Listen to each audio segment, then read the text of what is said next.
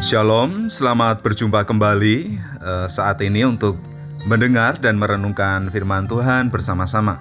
Mari kita siapkan hati kita. Bapa di dalam surga, kami bersyukur untuk segala kebaikan dan kemurahan yang Kau limpahkan bagi kami sampai saat ini. Kami akan merenungkan firman-Mu, berkatilah kami semua Tuhan. Haleluya, amin.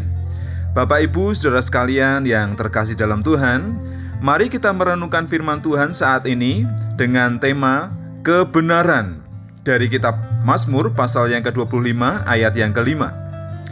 Bawalah aku berjalan dalam kebenaran-Mu dan ajarlah aku, sebab Engkaulah Allah yang menyelamatkan aku. Engkau ku nanti-nantikan sepanjang hari. Firman kebenaran akan memimpin dan menolong kita hidup dengan baik di dunia yang gelap ini. Karena kita perlu penuntun, kita perlu pemimpin. Oleh karena itu, mari kita berusaha berjalan dalam kebenaran, yaitu kebenaran firman Tuhan. Karena firman Tuhan itu akan menjadi terang, akan menjadi pelita dalam perjalanan hidup kita. Karena kita tahu dunia ini gelap, penuh dengan kejahatan, penuh dengan perbuatan-perbuatan yang melawan kehendak Tuhan. Dan kita tidak akan pernah tahu arah kalau tidak ditunjukkan oleh terang firman Tuhan. Jalan mana yang harus kita lalui, jalan mana yang harus kita hindari, kita akan tahu melalui kebenaran firman Tuhan yang dinyatakan di dalam hidup kita. Oleh karena itu, ketika kita tahu kebenaran firman Tuhan itu, jadikanlah itu dasar dalam perjalanan hidup kita. Kemudian yang kedua, kita harus belajar tentang kebenaran. Kebenaran tidak otomatis bisa kita ketahui. Kebenaran tidak otomatis bisa kita pahami. Kita harus membaca, kita harus merenungkan, kita harus berulang-ulang menggali kebenarannya. Setelah kita tahu, kita lakukan. Dan tentu kebenaran firman Tuhan ini pasti akan memberikan inspirasi, memberikan pengetahuan sebagai dasar dalam hidup kita. Kita akan tahu mana yang layak di hadapan Tuhan dan mana yang tidak layak di hadapan Tuhan. Oleh karena itu, kebenaran harus terus-menerus kita pelajari. Kemudian yang ketiga, kita akan diselamatkan oleh kebenaran. Karena firman Tuhan jelas menyatakan bahwa Tuhan Yesus dengan kematiannya di kayu salib itu telah mengampuni segala dosa dan kesalahan kita, dan Ia menyelamatkan kita.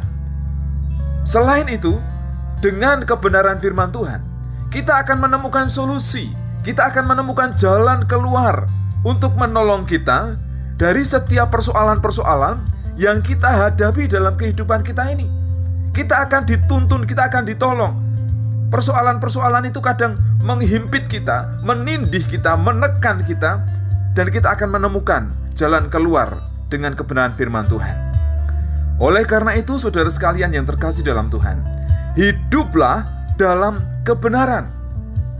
Juga berusahalah menemukan kebenaran itu dengan terus-menerus belajar dan menggalinya, membacanya setiap hari, setiap saat.